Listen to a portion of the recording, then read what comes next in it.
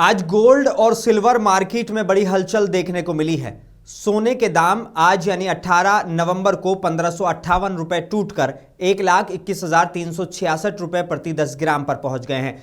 3 कारोबारी दिनों में सोना 5188 रुपए सस्ता हुआ है। 13 नवंबर को यही सोना 1,26,554 रुपए पर था। शुक्रवार और सोमवार को भी लगातार गिरावट देखने को मिली। वहीं चांदी में गिरावट और भी तेज रही है। चांदी 3,083 रुपए टूटकर 1,51,850 रुपए प्रति किलो पर आ गई है।